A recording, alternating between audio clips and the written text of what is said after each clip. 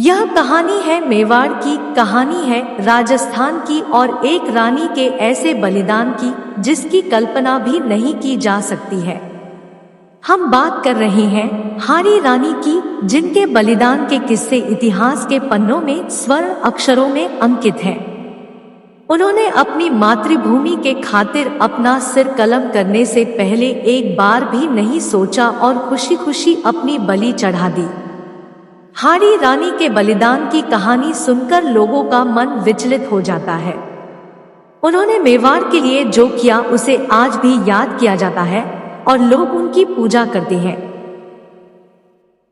उनके महल में आज भी लोग उनकी वीरगाथा को महसूस कर सकते हैं। आज हम आपको हाड़ी रानी के इस बलिदान की पूरी कहानी बताने जा रहे हैं, तो चलिए जाने मेवाड़ की वीरांगना हाड़ी रानी के बारे में। हाड़ी रानी राजस्थान के महाराज हाड़ा चौहान राजपूत की बेटी थी। उनकी शादी मेवाड़ के सलूम्बर के सरदार रतन सिंह चूड़ावत से हुआ था। शादी के कुछ ही दिन बाद उनके पति सरदार रतन सिंह को एक युद्ध में जाना पड़ा।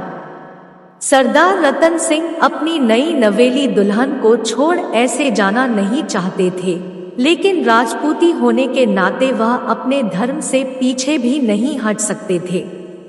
वह जाने के लिए राजी हुए और रानी से एक निशानी मांग ली ताकि वह उन्हें याद करे तो उसे देख ले। मगर रानी ने जो निशानी दी उसकी कल्पना कर पाना उनके लिए भी संभव नहीं था। किंवदंतियों के अनुसार किशनगढ़ के राजा मान सिंह और औरंगजेब के बीच युद्ध होना था और औरंगजेब ने किशनगढ़ पर आक्रमण की पूरी तैयारी पहले से की हुई थी। इधर मेवाड़ के राजा राज सिंह औरंगजेब को किशनगढ़ से पहले रोकना चाहते थे, इसलिए उन्होंने यह जिम्मेदारी राव रतन सिंह को सौंप दी। रतन सिंह की शादी को कुछ ही दिन हुआ था और उन्हें अपनी रानी से दूर होना खल रहा था। युद्ध में जाने का मन न होते हुए भी उन्हें जाना पड़ा, लेकिन जाने से पहले उन्होंने अपने सैनिक को रानी से उनकी निशानी मांगी ताकि युद्ध में उन्हें रानी की जुदाई का एहसास न हो। हाड़ी रानी समझ चुकी थी कि उनके पति प्रेम के मोह में हैं और शायद वह अपना काम ठीक से न कर पाए। यह सोचते हुए उन्होंने रतन सिंह के लिए एक पत्र लिखा और पास रखी तलवार से अपने सिर को कलम कर दिया। सैनिक आंखों में आंसू लिए उनका सिर और पत्र रतन सिंह को देने पहुंच गया, जिसे देख रतन सिंह भी खुद को रोक नहीं पाए। हाड़ी रानी ने अपना सिर कलम करने से पहले जो पत्र रतन सिंह के लिए लिखा था, जिसमें उन्होंने अपने पति की हौसला अफजाई की थी।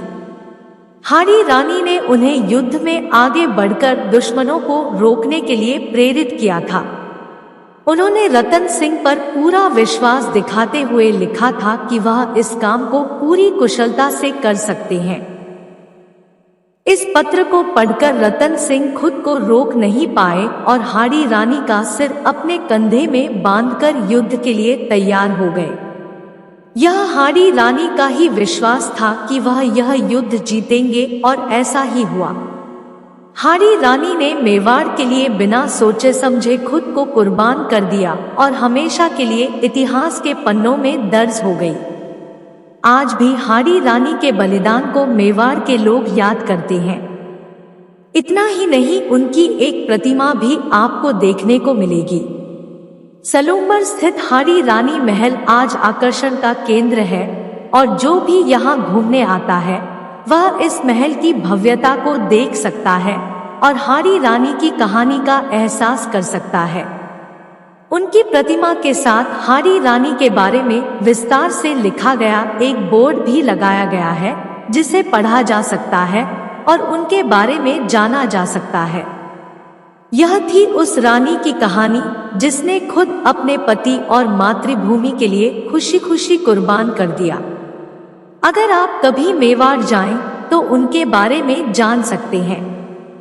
आपको यह कहानी कैसी लगी हमें जरूर बताएं।